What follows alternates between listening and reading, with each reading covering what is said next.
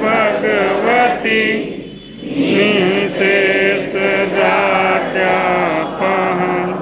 पठामि संस्कृतं नित्यं वदामि संस्कृतं सदा ध्यायामि संस्कृतं सम्यक् वन्दे संस्कृतमातरम् संस्कृतस्य कृताराय नैजं सर्वं ददाम्यहम् संस्कृतस्य सदा भक्तो वन्दे संस्कृतमातरम् संस्कृतस्य कृते जीवन संस्कृतस्य कृते यजन् आत्मानमाहुतं मन्ये वन्दे संस्कृतमातरम् नगरे नगरे ग्रामे ग्रामे विलसतु संस्कृतवाणी सदने सदने जन जन वदने जयतु चिरं कल्याणी सत्यशील सौंदर्य समीरा जलागति सार छल छल कल कल प्रवहतु दिश दिश पावन संस्कृत धारा छल छल कल कल प्रवहतु दिश दिश पावन संस्कृत धारा। इतनी प्रार्थना हम लोग रोज किया, ठीक है।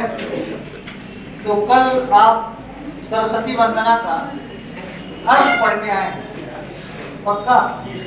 या कुंदेंदु तुषार हार धवला या शुभ्र वस्त्रावृता जो आपने पढ़ा है, इसका क्या अर्थ हो सकता है, आप चिंतन करके आइएगा। तो कल हम आपसे इस पे बात। चलिए, तो प्राकथन खोल लिया आपने, बाबूराम सक्सेना का पेज नंबर 25 है ये। प्राकथन ऊपर लिखा होगा, मैं पढ़ता चलता हूँ, आप भी जहाँ हाईलाइट करवाने की सोचोगा वहाँ आप हाईलाइट कर लीजिएगा। बेहतर होगा कि एक हाईलाइटर के साथ आया करिए, वरना आप ये जो उधारी किताब नहीं है तो आप उसमें चिन्ह लगा लीजिए अपनी निजी की। अच्छा, मूल पुस्तक जरूर रखिए गए। ये किताब देखिए, इस बार मैं भी नहीं खरीदा, मतलब एक लिया। तो आप भी नए बैच में, पुराने लोग हैं, पुरानी किताब है तो भी अच्छा है, वरना जो लोग नए हैं वो लोग पुस्तक अवश्य ले लेंगे। मूल पढ़िए, और ये भी एक मूल पाठ, मतलब मूल मंत्र है। यदि आपको पास करना है तो किरात अर्जुनियम का मूल पाठ करना चाहिए, शाकुंतल मूल पढ़ना चाहिए, मेघदूत मूल पढ़ना चाहिए। मूल समझ गए? टेक्स्ट बुक, बाकी गाइड और किताब तो बहुत है, वो तो आपको पढ़ना ही है, मतलब वो नहीं पढ़ेंगे तब भी पीछे हो जाएंगे। अब ऐसा नहीं कि हमारी किताब इसलिए हम करें ले लो, तो लेना ही पड़ेगा। अजी हमसे बचकर कहाँ जाएगा, वो किताबें तो आपको लेनी ही है, लेकिन बाद में लीजिए। अभी भी ले सकते हैं पर उनको पढ़ना बाद में ही रहे, पहले मूल पढ़े। अच्छा, आप भी, ये कॉमन सेंस की बात है, आप मूल पढ़े ही नहीं। अब उसमें पूछेगा कोई सुक्ति कहाँ की, जब आप सुक्ति नहीं पढ़े हो तो कहाँ गई हो, अकड़ा पकड़ा मम्मी पोसे कम छोड़ते। बोलिए, अब आप शाकुंतल पढ़े हैं, मेघदूत पढ़े हैं, नील शतक पढ़े हैं, फिर उसमें से देखिए, उसमें बहुत मजा आएगा। पढ़े रहेंगे तो, वरना उसमें क्वेश्चन आंसर है, व्याख्या है, वो बहुत आपका तब काम देगा जब आप टेक्स्ट के अच्छे विद्यार्थी। इसीलिए देखिए, हम अपने इस पढ़ाने में अपनी किताबें कभी नहीं पढ़ा, वो तो आपके पढ़ने लायक इतना अच्छा नोट्स बना के दे दिया गया है कि उसमें अब कुछ पढ़ाने की जरूरत ही नहीं, वो स्वाध्याय कर लेंगे आप। पढ़ाने की जरूरत तो मूल होती है, और यदि आप मूल के अच्छे विद्वान बन गए ना तो बहुत जबरदस्त कर लेंगे, फिर वो किताबें आपको मजा देंगी, आनंद देंगी, अच्छी लगेंगी।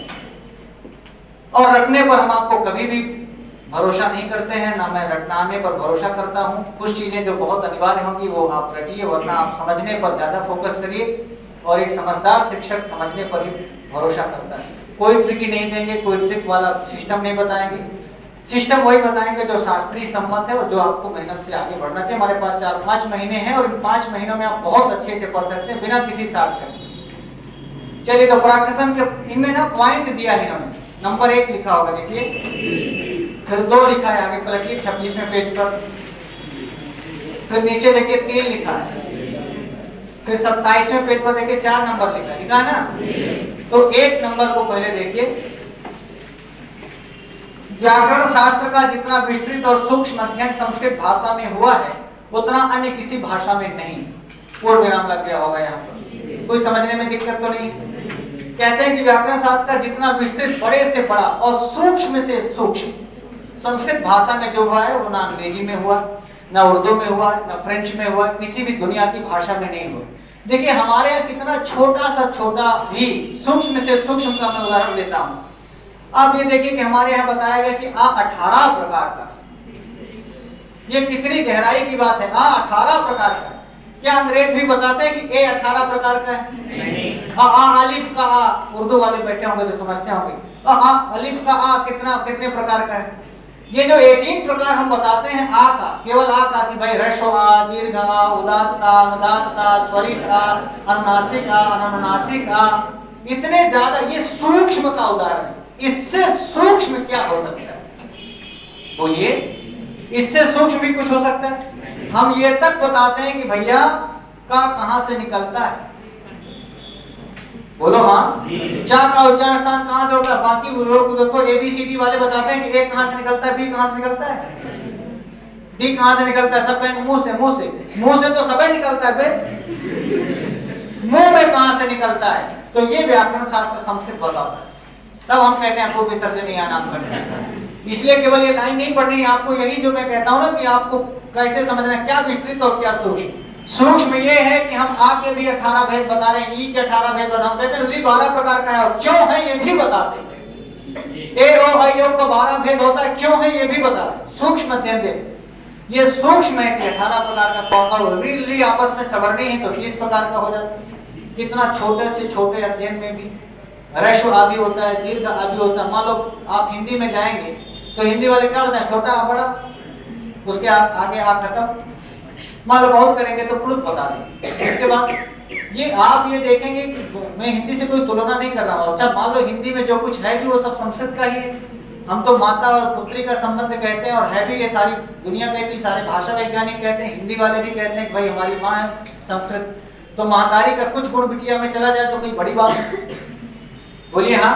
पर दुनिया की अन्य भाषाओं में, चाहे वो चाइनीज हो, चाहे जापानीज हो, चाहे जर्मन हो, कोई भी रसियन भाषा हो, अंग्रेजी हो, कोई भी दुनिया की भाषा हो, जितना विस्तृत और जितना सूक्ष्म अध्ययन संस्कृत भाषा में हुआ है उतना दुनिया की किसी भाषा में नहीं हुआ। लाइन आपको समझ में आ गई हो तो आगे बढ़े। बात समझ में आ गई? अब देखिए हमारे यहाँ कहीं भाई एक आ जब आ से मिलेगा तो बड़ा आ हो जाता है।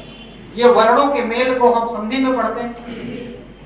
फिर जब हम समास पढ़ते हैं तो कभी रामश्च लक्ष्मणश्च राम लक्ष्मणो बनेगा, ये हम समास में पढ़ते हैं। यानी हम पहले संधि में अक्षर मिलाते हैं, समास में हम एक पद से दूसरे पद को मिलाते हैं, और कारक में हम पूरा सेंटेंस बनाते हैं कि भाई रामा लक्ष्मणेन सह गच्छति, यहाँ सह के योग में तृतीया लगेगी, ये कारक बताता है।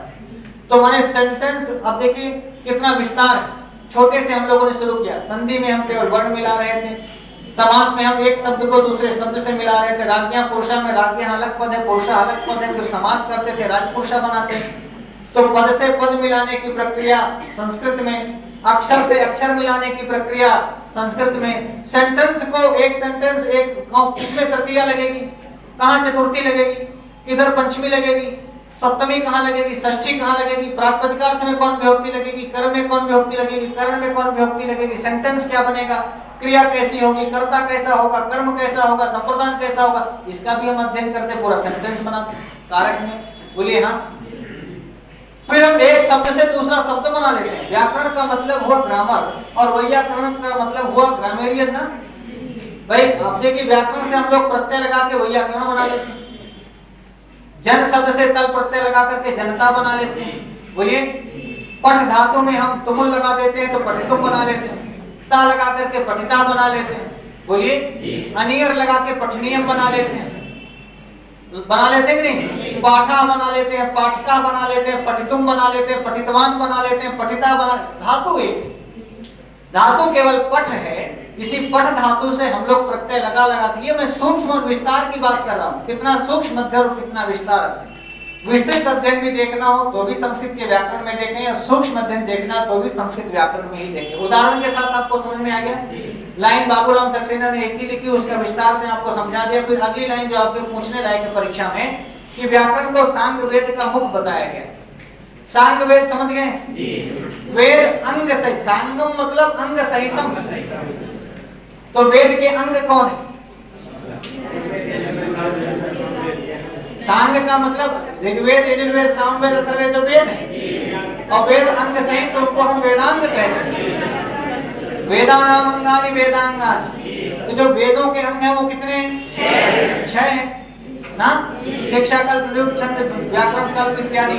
तो अब ये बड़ी बात बताई कि भाई साहब सांग वेद का मतलब ऋग्वेद, यजुर्वेद, सामवेद, अथर्ववेद अपने अंगों के साथ, अंगों के साथ मतलब शिक्षा के साथ, कल्प के साथ, निरुक्त के साथ, व्याकरण के साथ, ज्योतिष के साथ, ये इनके अंग हो। इसीलिए हम 4 वेद 6 शास्त्र में लिखी हैं बातें, 2 दुख दीने दुख होते हैं, सुख दीने सुख होते पढ़े। तो 4 वेद तो हम जानते हैं, 6 शास्त्र कौन है? यही 6 शास्त्र ना। तो अब इन्होंने बताया कि 6 शास्त्रों में शिक्षा भी एक है, व्याकरण भी है, ज्योतिष भी है, कल्प भी है, छंद भी है। तो व्याकरण हम लोग पढ़ने जा रहे हैं। तो बाबूराम सक्सेना ने लिखा कि भाई साहब वेद तो ठीक है, संहिता है, हमारे आदरणीय है, हमारे पूज्य है वेद, लेकिन किसी भी वेद को अंगों के साथ पढ़ना चाहिए। यदि मान लीजिए हम गायत्री छंद ना पढ़े तो हम ऋग्वेद पढ़ पाएंगे क्या? ऋग्वेद का पहला मंत्र गायत्री छंद में है, तो इसका मतलब हमें छंद वेदांग पढ़ना पड़ेगा, तब हम ऋग्वेद पढ़ पाएंगे। तो इसीलिए देखिए, यदि वेद के शिक्षा अंग है, व्याकरण अंग है, ज्योतिष अंग है, कल्प अंग है, तो अंग तो होता है ना, हाथ पैर मुंह, यही अंग है ना भाई। कान क्या है? हमारा एक अंग है। नासिका क्या है? मुंह क्या है? और हम अंगी हैं, अंग वाले। तो वेद यदि शरीर है पूरा, वेद एक पुरुष है, वेद एक, तो भाई वेद का मुख कौन है? वेद की नासिका कौन है? वेद के कान कौन है? वेद के पैर कौन है? ये सवाल होगा कि नहीं? इसीलिए इन्होंने कहा जो सांग वेद का व्याकरण जो है वो सांग वेद का माने वेद पुरुष का मुख है। क्या है? मुखम व्याकरणम स्मृतम। क्या लिखा है? तो ये बड़ी बात होती है कि हमें अब यहाँ पर सिर्फ व्याकरण वेद पुरुष का मुख है ऐसा बताया गया, तो अब नोट्स बनाने वाले को शिक्षा व्याकरण की क्या है, छंद व्याकरण का क्या है, ज्योतिष व्याकरण का क्या है, कल्प व्याकरण का क्या है, यहीं पर हमको अपना एक डायग्राम बना के रख लें। माना कि जब बाबूराम सक्सेना से सवाल पूछेगा तो हो सकता है यही पूछे, लेकिन फिर भी ज्यादा पढ़ लेने में कोनो बुराई थोड़ो नहीं, बोलिए, बल्कि अपनी सेफ्टी हो जाती है। तो व्याकरण को सांग वेद का मुख बताया गया, बात समझ में आ गई। व्याकरण एक वेदांग है, 6 वेदांग होते हैं, उन वेदांगों में व्याकरण भी एक वेदांग है, जिसको हम वेद पुरुष का मुख कहते हैं। ये आपको अंडरलाइन करने लायक है, मान लो परीक्षा में पूछेगा तो इसे आप लिखिए। वैदिक युग से ही शब्द की मीमांसा और भारतीय मनुष्यों की बुद्धि दौड़ती है। वैदिक युग से ही, वैदिक युग समझ रहे हैं, जब से ऋग्वेद लिखा गया, और दुनिया की सबसे पहली पुस्तक वेद मानी जाती है, सबसे प्राचीन पुस्तक वेद मानती है, तो पूरा इतिहास कहता है। आपने भी शायद इतिहास के विद्यार्थी होंगे तो जानते होंगे, इस सर्वाधिक प्राचीन पुस्तक में हम ऋग्वेद की गणना करते हैं। तो वैदिक युग से ही शब्द की मीमांसा, मीमांसा माने व्याख्या, शब्दों की व्याख्या, इस शब्द में कौन सी धातु है, कौन सा प्रत्यय है, इसका क्या अर्थ है, इसकी क्या निर्वचन है, इसको हम मीमांसा कहते हैं। क्या कहते हैं? मीमांसा हमारे यहाँ एक दर्शन भी है, लेकिन यहाँ शब्द मीमांसा का मतलब शब्दों की व्याख्या। तो हम वैदिक युग से ही शब्द की व्याख्या, और भारतीय मनीषा, मनीषा माने होती बुद्धि, मनीषा माने, तो भारतीय मनीषा का मतलब, मनीषी का मतलब बुद्धि वाले, मनीषी का मतलब बुद्धि वाले, मनीषा किसी का नाम है मतलब बुद्धि, और मनीषी किसी को कहते हैं मतलब बुद्धि वाला या बुद्धि वाली। समझ में आ गया? तो मनीषियों का मतलब हुआ कि जो भारतीय चिंतक हैं, भारतीय बुद्धिमान लोग हैं, जो भारतीय विचारक हैं, उन लोगों ने शब्दों की मीमांसा में अपनी बुद्धि दौड़ाते रहे। यह शब्द कहाँ से आया, कौन सी धातु लगी, कौन सा प्रत्यय लगा, इसका क्या अर्थ होगा, इस प्रकार का चिंतन हमारे पाणिनि के पहले से भी जो वैदिक ऋषि थे वह भी करते आए। तो आप देखेंगे जो आपका यास का निरुक्त है उसमें यही व्याख्या है, आचार्य कस्मात, समुद्र कस्मात, अग्नि को अग्नि क्यों कहते हैं, जिसको जातवेदस क्यों कहते हैं, मेघ का नाम मेघ क्यों पड़ा, नदी को नदी क्यों कहते हैं, नदना इमा भवन की नदियां कहते हैं, क्योंकि ये शब्द करती हैं इसलिए नदी है। आचार्य क्यों बोले, आचारम ग्राह्यति इति आचार्य। ऐसी व्याख्याएं यदि आपने यूजीसी की तैयारी की होगी तो ये आपके पाठ्यक्रम में है। तो कोई भी शब्द, क्यों आचार्य को आचार्य कहते हैं, क्यों अग्नि को अग्नि कहते हैं, क्यों नदी को नदी कहते हैं, क्यों समुद्र को समुद्र कहते हैं, तो समुद्र शब्दों समुद्र ही क्यों नाम पड़ा, दूसरा क्यों नहीं पड़ गया, इसकी व्याख्या ये वैदिक युग का ग्रंथ है। यास्क का निरुक्त आज का नहीं है, बहुत पुराना ग्रंथ है, पाणिनि से भी पहले का आप ऐसा मान सकते हैं, या पाणिनि के समकालीन ग्रंथ को मान सकते हैं। तो पहले से ही वैदिक युग से ही हमारे यहाँ शब्द शास्त्र की मीमांसा हो रही थी। अब चूंकि व्याकरण शब्दों की मीमांसा ही तो करेगा, आप जिस व्याकरण को पढ़ने जा रहे हैं वहां शब्दों की ही तो बात होगी, नहीं भाई यही तो बात होगी कि देवालय कैसे बनेगा।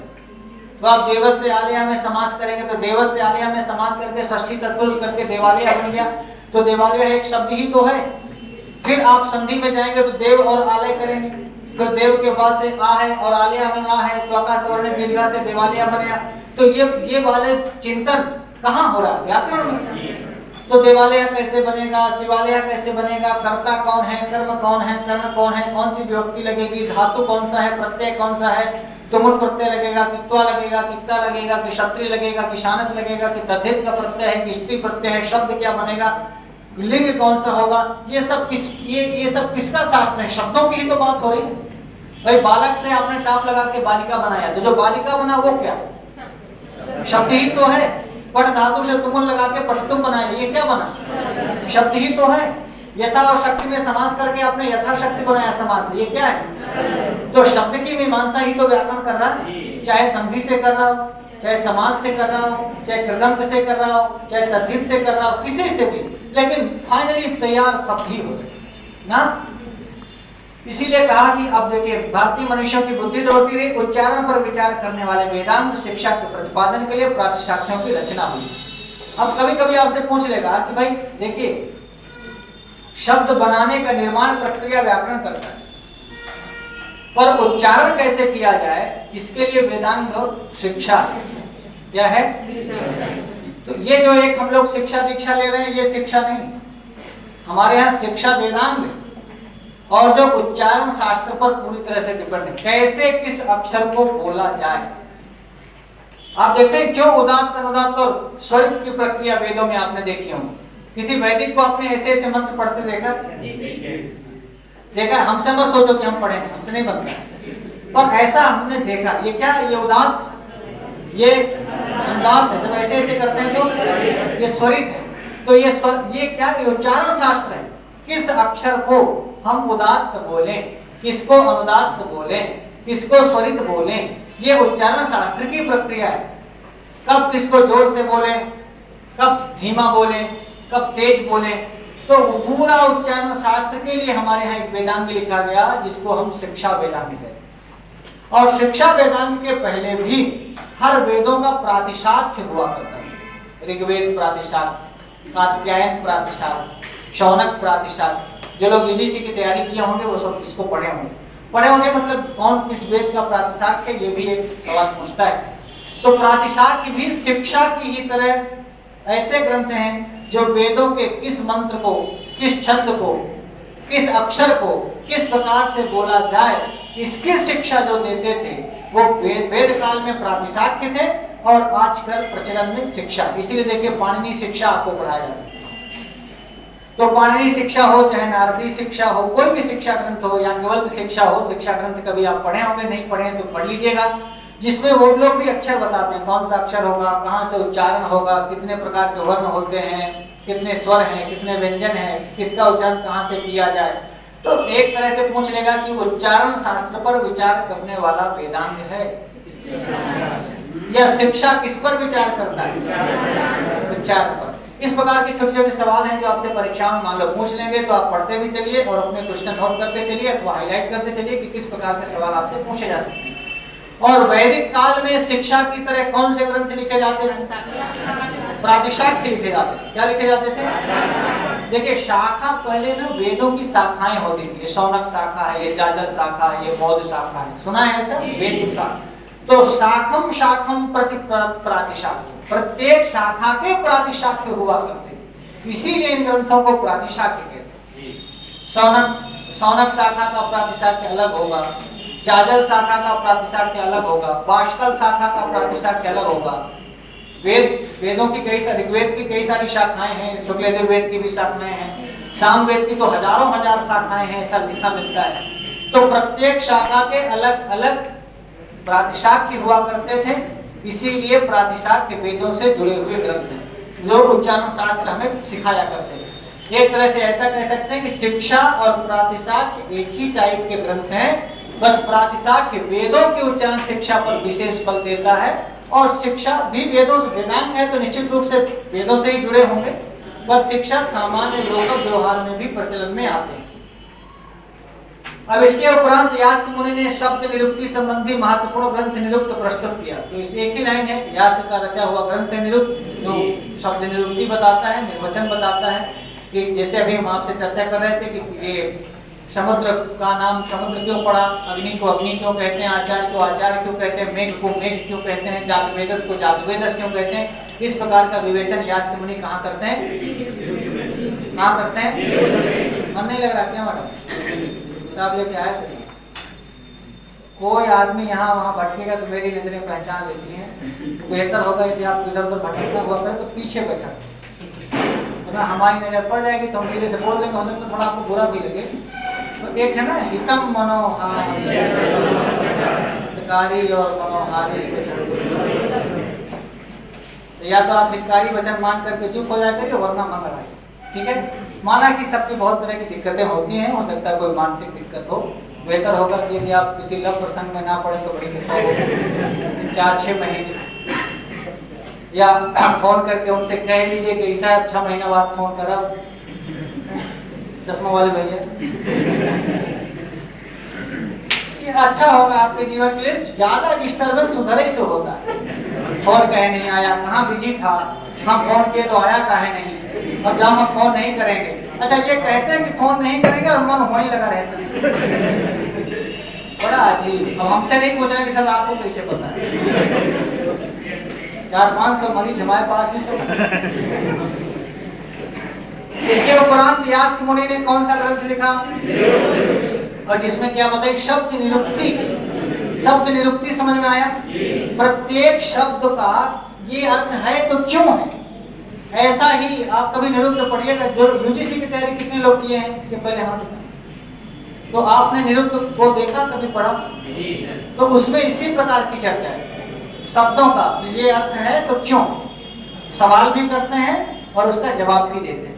व्यास के ने ही सर्वप्रथम शब्दों के चतुर्विध विभाजन यानी नाम, आख्यात, उपसर्ग और निपात को स्थापित किया, और यह सिद्ध करने का स्तुत्य प्रयास किया कि सारे शब्दों का आधार धातु समूह ही।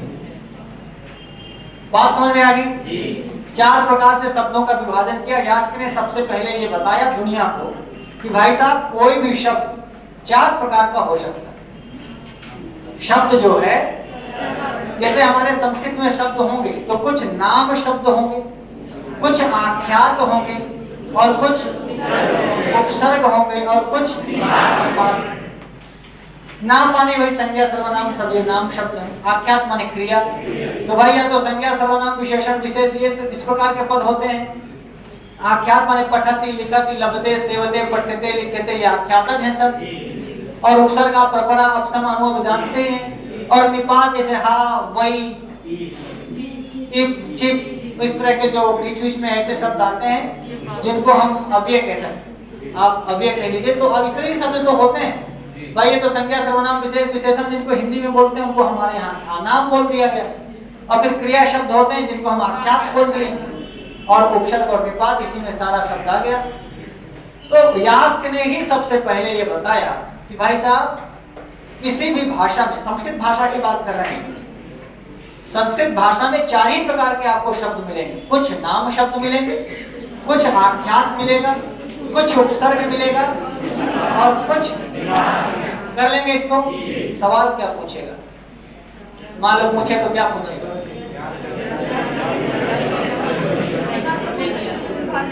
व्यास ने शब्दों के कितने प्रकार बताए, यास्कानुसारम शब्दाः गतिविधाः। सवाल संस्कृत में आएगा तो ऐसे है, यह नाम आख्यात उपसर्ग निपाता इति केशाम विभाजनम, तो शब्दानाम विभाजनम अथवा कस्य विभाजनम, तो आप कहते हैं कि यास्कस्य विभाजनम। यह नाम आख्यात उपसर्ग निपात, यह विभाजन किस ग्रंथ में मिलता है? किसने किया है? किसका किया है? शब्दों का किया है। तो लाइन भी पढ़िए, सवालों भी अपने दिमाग में डालते रहिए, ठीक है। और भी बीच बीच में बातें मैं आपको बताता रहूंगा, जो काम किए होंगे उनको भी लिखते रहिएगा, नोट करते रहिएगा। भगवान ने 2 कान दिया है ना, तो कुछ ऐसी बातें जो आपके सुनने लायक ना हो, बेकार हो, जैसे मान लो किसी ने गरिया है सारा दढ़ीला के नाक हो, एक मंजा साधना लायक, तो भगवान 2 कान इसीलिए दिया है कि यह कान से सुनो और इससे निकाल दो। क्योंकि जब ये मान लोगे कि हाराम हमको गरियाया है, चल सारे तुमको ये देख लेंगे वो देख लेंगे, तो बड़ा कष्ट होगा। और कुछ बातें इसलिए हैं कि दोनों, संस्कृत जब मैं पढ़ाऊं तो दोनों कानन से भरे हो, ये नहीं कहोगे दाहिने से भरो बाएं से निकालो, दोनों कान से भराएगा। तब फिर जब दोनों ओर से शब्द जाएंगे अच्छे अच्छे, तो फिर नीचे उतरेगा। कहाँ उतरेगा? और हृदय से नीचे न उतरने दीजिएगा, नहीं तो फिर पच जाएगा। तो हृदय में आपकी वो सारी बातें रही आए। चलिए, तो अब यहाँ तक आपने कर लिया नाम आख्यात उपसर्ग निपात को स्थापित, और ये सिद्ध करने का स्तुत्य प्रयास किया कि सारे शब्दों का आधार धातु शब्द। ये बड़ी बात, सवाल भी पूछेगा आपसे। धातुज बोलते हैं, धातुज, धातुज का मतलब वो जो धातु से ज माने पैदा, पंकज माने जो पंख से पैदा, जलज माने जो जल से। तो धातुज सारे शब्द हैं, यह यास्क का अपना मत। कोई भी शब्द धातु से ही पैदा होगा, ऐसा वो कहते हैं। कोई भी शब्द कहाँ से होगा? ऐसा इनका मत। अब आप भी देख लीजिए, पठती लिखती चलती ऐसी कोई हो, या कोई शब्द हो, संज्ञा शब्द हो, जैसे सर्वज्ञ हो तो ज्ञान धातु से क्या बोलने लगेगा सर्वज्ञ, भूषण है तो भूष धातु है। आप भी अपना नाम बताइए, किसी न किसी कोई भी शब्द हो, संज्ञा हो, सर्वनाम हो, सब धातुज हैं, ऐसा मानना है किसका? ठीक है। अब इन्हीं सिद्धांतों पर पाणिनि के अष्टाध्यायी, पाणिनि के अष्टाध्यायी ग्रंथ है, किसी को कंफ्यूजन तो नहीं है? अष्टाध्यायी में कितने अध्याय हैं? ये तो किताबें में लिखा है। अष्टाध्यायी मतलब 8 अध्यायों वाली। किसी ने पूछा हारा बड़ा कठिन पूछ लिया था, अष्टाध्यायी में कितना अध्याय है? क्या नालायक, सवाल भी उसी में है, उत्तर भी उसी में। अष्टाध्यायी में 8 अध्याय होता ही, वो तो के नाम में लिखा है। तो ऐसे संस्कृत में बहुत सवाल आते हैं जो सवाल ही नहीं होता है ना। तो अष्टाध्यायी में 8 अध्याय हैं। ये अष्टाध्यायी में स्वयं लिखा है, अष्टाध्यायी पाणिनि की रचना है। इन्हीं सिद्धांतों पर पाणिनि ने अष्टाध्यायी और आधुनिक निरुक्त विज्ञान अधिकतर आश्रित है। जितना भी आधुनिक उनके बाद निरुक्त की व्याख्याएं वगैरह हुई, वो सब भी धातु से ही सारे शब्द निष्पन्न होते हैं। इसी सिद्धांत को मान करके बाकी लोगों ने काम किया। अब एक बड़ी महत्वपूर्ण बात है कि यास्क का समय अनुमान से 800 वर्ष ईसा।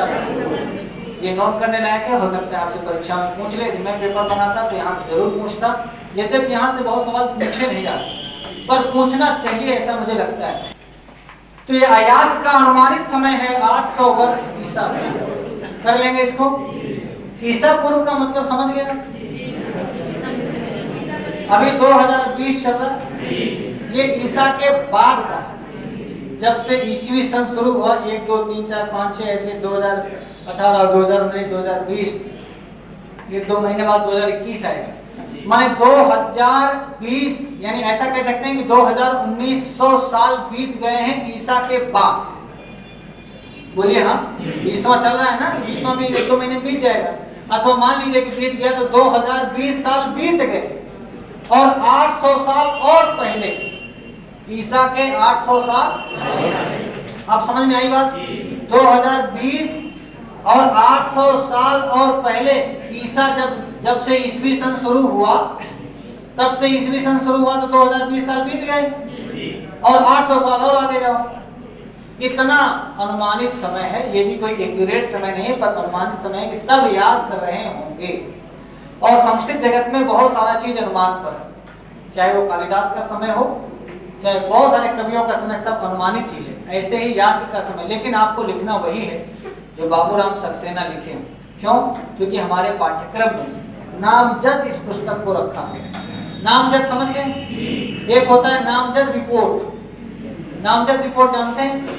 नाम से रिपोर्ट करना कि फलाना हमको गरियाया, फलाना हमको मारा, नाम से। और एक होता है कि वो ऐसे भीड़ वाली, कि इस भीड़ में फंस गए, इतने लोग थे, 10 लोगों के नाम, मतलब वैसे FIR भीड़ वाली। तो ये आपके यहाँ नामजद है बाबूराम सक्सेना व्याकरण प्रवेश का, इसलिए यही ब्रह्म है, यही ब्रह्मलेख, और इसी के आधार पर आपको करना है। तो यास्क का समय और किस किताब में क्या मिलता है बिल्कुल देखने नहीं, यदि आप TGT के विद्यार्थी हैं, क्या देखना है, क्योंकि मान लो कल को कोई दूसरा उत्तर मानेंगे तो प्रमाण यही देना पड़ेगा आपको। आगे देखिए, खेद है कि यास्क के परवर्ती और पाणिनि के पूर्ववर्ती आचार्यों का उल्लेख मात्र मिलता है। ये कुछ महीन लाइनें हैं, महीन समझ गए, आगे थोड़ा नोट बनाने लायक है। उनकी कृतियां पाणिनि के अष्टाध्यायी के कारण विस्मृति के गर्त में विलीन होंगी। देखिए, जब कोई बहुत मोस्ट पॉपुलर हो जाता है, बहुत चल जाता है, तो बाकी छोटे मोटे लोग गायब हो जाते हैं। पाणिनि के अष्टाध्यायी इतनी पॉपुलर हुई, इतनी पॉपुलर हुई, इतनी पॉपुलर हुई कि उसके पहले जो व्याकरण के छोटे मोटे ग्रंथ रहे भी होंगे तो फिर लोग उनको पढ़े नहीं, लोग उनको बहुत आदर नहीं दिए। पाणिनि का व्याकरण अष्टाध्यायी इतना व्यवस्थित था, इतना अच्छा था, और इतने अच्छे सूत्र थे, अनुवृत्ति का क्रम इतना बढ़िया था, सारे टॉपिक एक जगह हल हो जा रहे थे, इसलिए बाकी के जो व्याकरण उनके पहले रहे होंगे आचार्यों के, जिन आचार्यों के, उनका जिनका नाम ले लिया पाणिनि ने कि अवंगिष्ठोटायनस्य लोका शाकल्यस्य, तो इसका मतलब शाकल्य ने व्याकरण लिखा रहा होगा तभी तो लोक हुआ। शाकल्य के मत में कहते हैं लोप हो जाए, कहते हैं कि अवंग का आदेश हो जाए स्फोटायन के मत में, इसका मतलब स्फोटायन का कोई व्याकरण रहा होगा जिसको पाणिनि ने पढ़ा रहा होगा, और बिना पढ़े कैसे लिख दिए कि अवंग स्फोटायनस्य। इसका मतलब चाहे वो गार्ग रहे हों, चाहे गालव रहे हों, चाहे शाकल्य रहे हों, चाहे स्फोटायन रहे हों, ये व्याकरण भी पहले रहे होंगे जिनको पाणिनि ने अच्छे से स्वाध्याय किया था, इसीलिए उन ऋषियों का उन्होंने अपने सूत्रों में नामोल्लेख किया। तो जितने को पाणिनि ने नाम ले लिया उतने लोग तो आज हम लोग जान पाते हैं कि भाई पाणिनि के पूर्ववर्ती आचार्य रहे होंगे। परवर्ती आचार्य जितने भी आए ज्यादातर पाणिनि के अष्टाध्यायी की व्याख्या की, चाहे वो कात्यायन हो, चाहे पतंजलि हो, चाहे भट्टोजी दीक्षित हो, चाहे भरतराज हो, चाहे नागेश भट्ट हो, सब ये वैयाकरण है। और सब वैयाकरणों ने आधार किसको बनाया, अष्टाध्यायी, अष्टाध्यायी के सूत्रों। भाई महाभाष्य भी लिखा गया तो किसमें लिखा गया, अष्टाध्यायी। वार्तिक भी बना तो कहाँ बना, अष्टाध्यायी पर। लक्ष्य सिद्धांत कौमुदी लिखी तो कहाँ लिखी, भट्टोजी दीक्षित ने सिद्धांत कौमुदी लिखा तो किस पे लिखा, या परिभाषेंद्र शेखर, लक्ष्मणेंद्र शेखर, नागेश भट्ट ने लिखा तो कहाँ लिखा, अष्टाध्यायी पर। वाक्यपति लिखा भर्तृहरि ने तो कहाँ लिखा। कुल मिलाकर के बाद की जो परंपरा है वो तो पाणिनि पर पूरी तरह से डिपेंड है ही, मूल पाणिनि के सूत्र। लेकिन पूर्ववर्ती भी तो रहे होंगे, क्या पाणिनि के पहले हमारा कोई व्याकरण नहीं था क्या? भाई जब वेद थे, जब उपनिषद थे, जब पुराण थे, तो निश्चित रूप से छंद भी थे, व्याकरण भी रहा होगा, क्रियाएं भी रही होंगी, शब्द भी रहे होंगे। तो वही बात ये कहते हैं कि परवर्ती और पाणिनि लिखा कि यास्क के परवर्ती माने यास्क के बाद, और पाणिनि के पूर्ववर्ती, पाणिनि के। अब ये काल टाइम आप जरा देखना, यास्क के बाद, यास्क के बाद क्यों बात करें, क्योंकि यास्क का नाम तो है, यास्क नहीं गायब हुए, यास्क तो है ना, यास्क का नियुक्त यास्क है। क्या यास्क के बाद और पाणिनि के पहले ये जो हजारों साल का समय है ये एकदम गायब था क्या, कोई नहीं था क्या? रहे होंगे ना, तभी तो विद्वान रहे होंगे, बहुत सारे लोग रहे होंगे। तो बोले ये जो टाइम था पाणिनि के पूर्ववर्ती और यास्क के परवर्ती, इनका उल्लेख मात्र मिलता है बहुत सारे ग्रंथों में। उल्लेख समझते हैं, नाम मिलता है, नाम कहीं कहीं ग्रंथों में मिलता है, और उनकी कृतियां विस्मृति के गर्त में भी, कृतियां मैंने रचनाएं, और कारण भी लिख दिया बाबूराम सक्सेना पोस्ट में कि पाणिनि की अष्टाध्यायी के कारण विस्मृति के गर्त में चली। रीजन समझ में आया? यदि अष्टाध्यायी इतना पॉपुलर ग्रंथ नहीं होता, इतना अच्छा नहीं लिखा गया होता, इतनी बढ़िया उसकी व्यवस्थितीकरण नहीं होता, तो और ग्रंथ भी प्रचलन में होते, और व्याकरण भी हम लोग पढ़ रहे होते, एंड व्याकरण पढ़ रहे होते, कालाप व्याकरण पढ़ रहे होते, और भी व्याकरण के संप्रदाय थे जिनको हम लोग पढ़ रहे होते। लेकिन अष्टाध्यायी के आने के बाद लगभग वो सब समाप्त प्राय हो गए। आप अभी के नाम भी आपको नोट करने लायक हैं। आप विषय हो गए, काजकृष्ण हो गए, शाकल्य है, शाकटायन है, इंद्र है, स्फोटायन छूट गया, उनको भी लिख लीजिएगा। गार्ग हैं, गालव हैं। तो ये इंद्र प्रभृति विभिन्न वैयाकरणों का उल्लेख पाणिनि की अष्टाध्यायी में तथा बाद की टीकाओं में मिलता है। कुछ का उल्लेख पाणिनि की अष्टाध्यायी में मिलता है, जिसे मैंने बताया वंग स्फोटायनस से मिलता है, लोपा शाकल्य से मिलता है, शाकल का मिलता है, शाकल्य का मिलता है, स्फोटायन का मिलता है, गार्ग। ऐसे बहुत सारे सूत्रों में ही उन्होंने नाम लिख दिया, सूत्रों में ही क्या कर दिया। अब बहुत बात और बहुत सारे ऋषियों का नाम टीकाओं में मिलता है, जैसे काशी का टीका है अष्टाध्यायी, जयादित्य और वामन ने लिखी। तो अष्टाध्यायी पर लिखी गई, तो उन्होंने भी पाणिनि का तो नाम लेना ही लेना है, पाणिनि की तो सूत्र पर व्याख्या लिख रहे हैं, लेकिन पाणिनि के पहले के आचार्यों का भी नाम उन्होंने लिया है। पाणिनि से पहले यह बात इस ऋषि ने इस प्रकार से कही थी। तो बहुत चीजें पाणिनि ने खुद से भी क्रिएट की और बहुत सारी चीजें अपने पूर्ववर्ती आचार्यों से उन्होंने ले ली। अब देखिए, इनमें ऐन्द्र व्याकरण का एक प्रतिष्ठित संप्रदाय बहुत दिनों तक रहा। ऐन्द्र व्याकरण माने जैसे अभी आप पाणिनि व्याकरण कहते हैं, ऐसे ऐन्द्र व्याकरण था जिसका पहला अध्येता इंद्र था। तो इंद्र ने पढ़ा था, ऐसी परंपरा है। इंद्र ने जिस व्याकरण को पढ़ा इसीलिए हम उसको ऐन्द्र व्याकरण कहते हैं।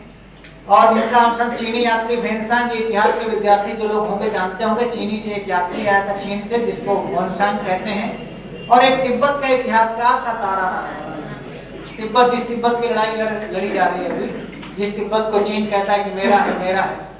तो मैं आपसे ये बता रहा था कि आपिशाली काशीकृत शाकल शाकटायन इंद्र प्रभृति विभिन्न वैयाकरणों का उल्लेख पाणिनि के अष्टाध्यायी में तथा बाद की टीकाओं में मिलता है। इनमें ऐन्द्र व्याकरण का एक प्रतिष्ठित संप्रदाय बहुत दिनों तक रहा। यानी पाणिनि के पहले का पूछेगा आपसे सवाल कि पाणिनि व्याकरण से पहले कौन सा व्याकरण प्रचलन में था? ऐन्द्र व्याकरण प्रचलन में था। अब मान लीजिए पाणिनि जो व्याकरण पढ़े रहे होंगे, कल्पना करिए भाई, पाणिनि भी तो कभी स्टूडेंट रहे होंगे, कात्यायन भी तो कुछ पढ़े होंगे, व्याडी आचार्य हुए हैं, पुराने आचार्य। तो ये लोग किसका व्याकरण पढ़े होंगे? कौन सा व्याकरण पढ़े हैं? तो ये कल्पना है भाई, पाणिनि का व्याकरण तब शुरू हुआ जब पाणिनि लिखे, तो पाणिनि भी तो व्याकरण पढ़े होंगे, तो वो ऐन्द्र व्याकरण पढ़े रहे होंगे, ऐसी आपको कल्पना करनी चाहिए। इसका अनुसरण चीनी यात्री वेनसांग और तिब्बती इतिहासकार तारानाथ के अनुसार कालाप व्याकरण ने किया है। यानी इसका अनुसरण माने ऐन्द्र व्याकरण का अनुसरण। ऐन्द्र व्याकरण के अनुसार कालाप व्याकरण लिखा गया, ऐसा चीनी यात्री वेनसांग और तिब्बती इतिहासकार तारानाथ मानते हैं।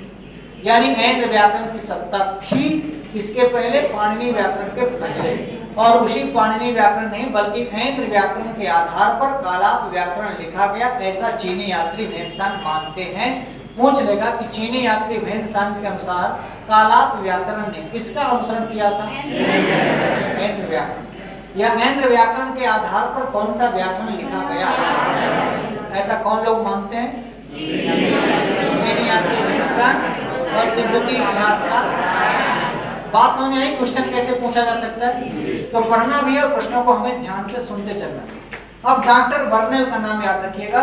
तैत्तरीय संहिता के अनुसार ऐन्द्र व्याकरण ही सर्वप्रथम व्याकरण। सवाल सीधा सीधा समझ में आ गया कि तैत्तरीय संहिता के अनुसार सर्वप्रथम व्याकरण कौन माना जाता है?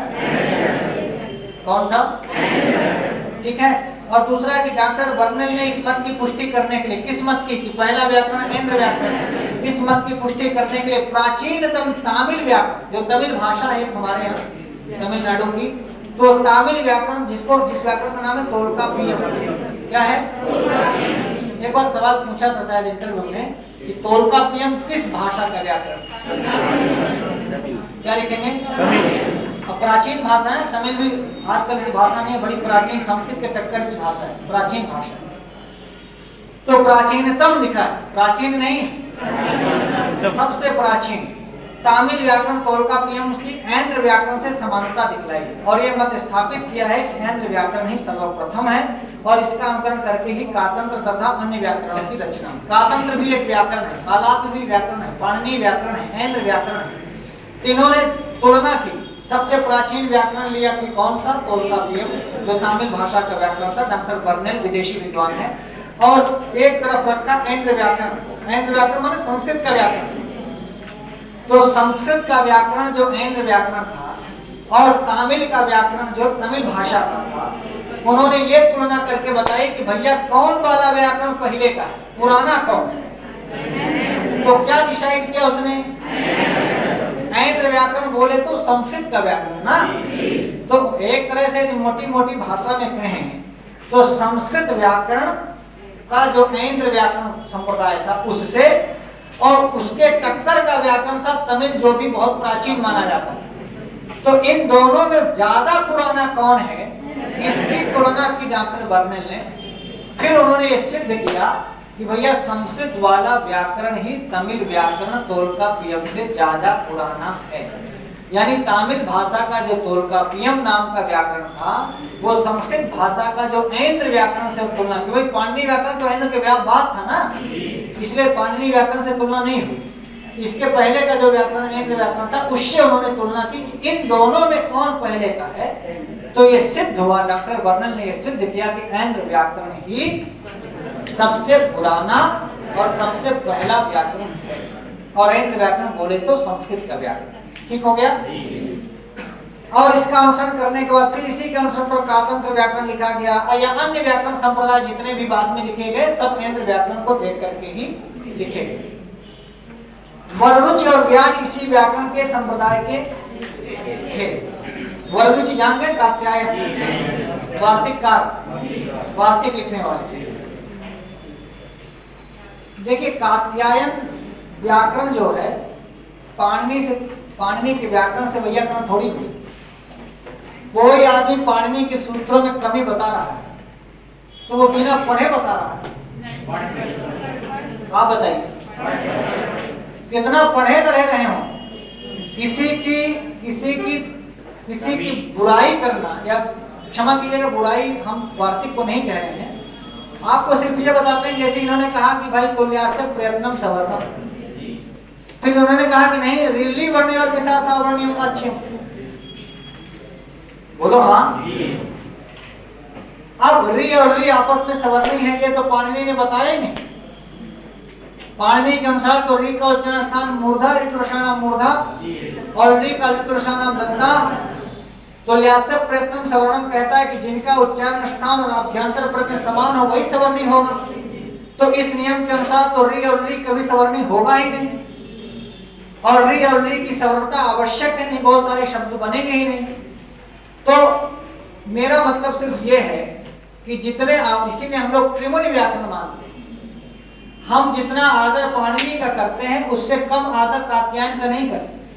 बहुत सारे जगहों पर कात्यायन ने पाणिनि को संभाल लिया, या हमारी भाषा को संभाल लिया, भाषा गड़बड़ा जाती। बोलिए नहीं हो जाता। हम लोग अक्षोहिणी बना देते पाणिनि के नियम से। बोलिए यदि अक्षादोहिन्याम उपसंख्यानम कात्यायन नहीं कहते तो मामला गड़बड़ा न जाता। बोलिए बहुत सारी जगहों पर मामला गड़बड़ा गया, कात्यायन आके संभाल लिया। इसीलिए हमारे यहाँ जो व्याकरण शास्त्र पढ़ा जाता है वो पाणिनि के सूत्रों के साथ साथ कात्यायन के वार्तिक को भी और पतंजलि के भाष्य को भी पढ़ा जाता है। और उत्तरोत्तरम परिणाम प्रामाण्यम लिखा है। पाणिनि से ज्यादा प्रामाणिक कात्यायन और कात्यायन से भी ज्यादा प्रामाणिक पतंजलि। भाई जो बाद का विद्वान होगा वो पहले की कमियों को देख करके उसको सुधार लेता है, उस डैमेज को सही कर लेता है। इसीलिए हमारी परंपरा तीनों को प्रणाम करती है, पाणिनि, कात्यायन और पतंजलि। हम लोग एक मुनि के व्याकरण को नहीं मानते, त्रिमुनि व्याकरण मानते हैं। ठीक हो गया। तो वररुचि और व्याधि पाणिनि संप्रदाय के नहीं बल्कि ऐन्द्र संप्रदाय के आचार्य थे। ऐन्द्र व्याकरण ही इन लोगों ने पढ़ा था। व्याध भी व्याकरण जिन्होंने संग्रह नाम का ग्रंथ लिखा है, 1 लाख श्लोक है ऐसा लोग बोलते हैं। हमने तो नहीं देखा, ना हमने पढ़ा है, ना हमको मिला ही है, पर ऐसा गुरुजनों से हमने सुना है। तो व्याध भी एक आचार्य हैं जो बहुत बड़े व्याकरण हैं, और ये माना जाता है कि व्याधि और कात्यायन यानी वररुचि इनका नाम है, दोनों इन्हीं का नाम है। तो ये ऐन्द्र व्याकरण के ही आचार्य थे, पढ़े थे उसी से।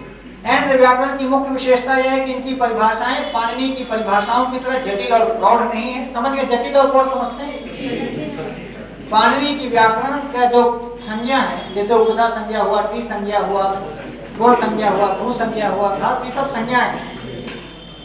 तो ये थोड़ी सी ऐन्द्र व्याकरण की संज्ञाएं और आसान है और सरल है। पाणिनि व्याकरण की संज्ञाएं थोड़ी सी कठिन है, थोड़ी जटिल है, ऐसा लिखा है।